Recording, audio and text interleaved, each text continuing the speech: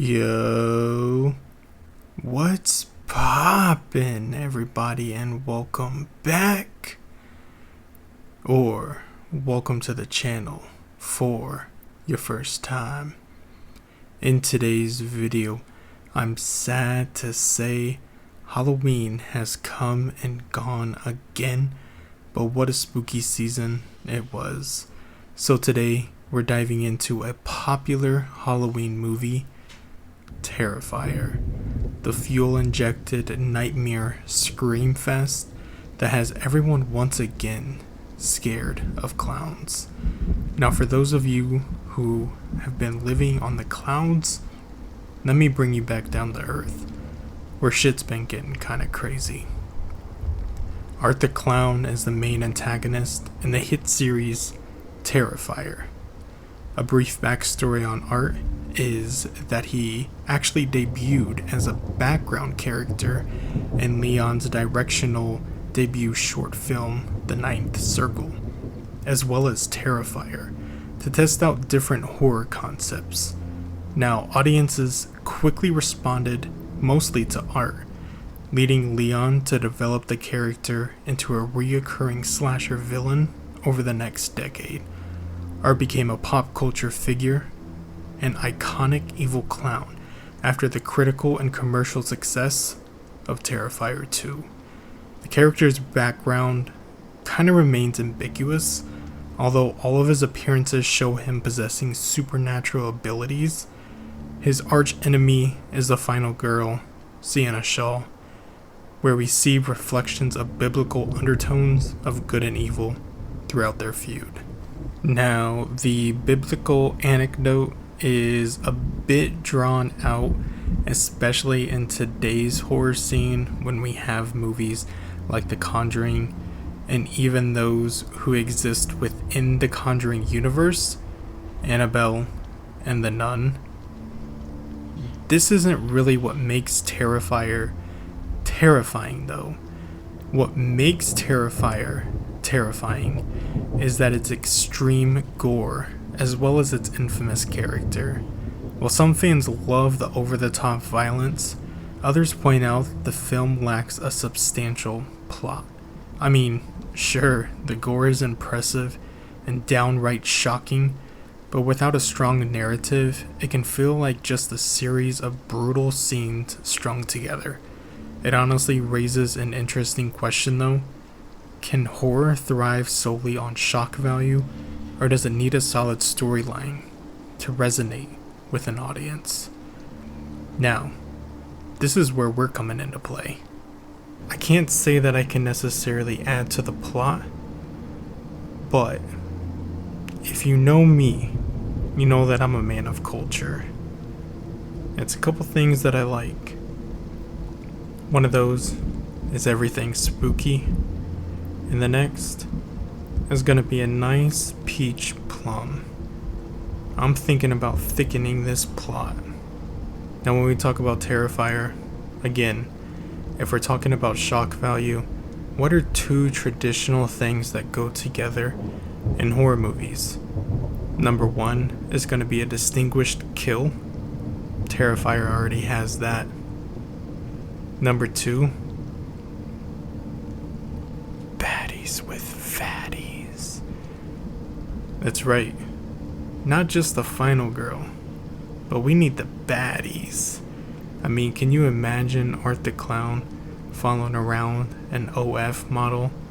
I mean, at the end of it, you know that bitch is gonna die. But hey, a piece of eye candy never hurt anybody. And plus, it leaves a little bit of shock value, specifically for the audience, because it distinguishes between sexual appeal as well as witnessing what potentially might be the most gruesome murder that they'll ever see. Now, for myself, I've been working on a little piece, if you will, of my own. And I just want you to bear with me here, because this is a pretty cool idea, I think. Now, picture this. We'll call her Penelope. She's not just a pretty face. She's a social media influencer. with naturally a cult following. Her followers think she's just doing a Halloween-themed party, but in reality, it's something much more sinister than that. Now, obviously, Penelope's gonna have to have a friend. We'll just call her Angelica. You know, the pretty face, the one with the big cans that can lure everybody in. You know, that friend. Essentially, Angelica is built off of charisma. She's the one really luring the victims into her twisted game. Now imagine them both coming up to you and saying, "And you want to run a dick-sucking marathon with Shaw?" Alright, so that was kind of out of pocket, but you get my gist. Oh, and don't worry about the blood on the wall. It's organic. But let's talk about the plot thickening just a little bit more. Maybe we set the action at a fancy charity gala, where our main characters, the protagonist, or maybe even some of the antagonists, you know, the ones that try to be on the killer side, but get backstabbed because, they're the fucking killer. So basically, Penelope and Angelica are a part of a deadly reality show, and the Met Gala is basically just the front.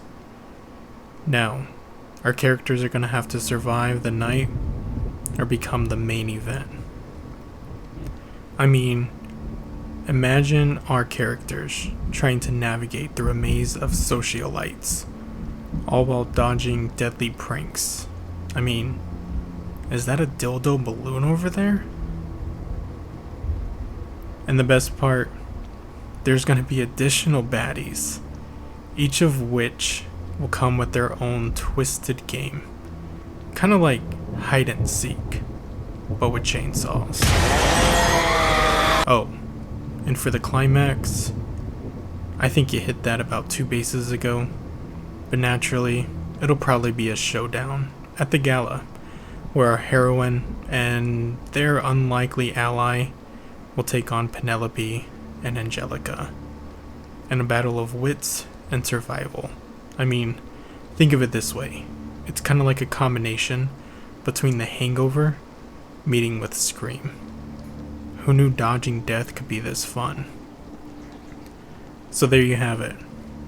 Playboy baddies, a killer Met Gala, and a plot that's thicker than any horror novel. Combine that with the Terrifier universe, you have all the shock value that you could ever want. You're welcome. I'd like to be paid now for my contributions. My rent due.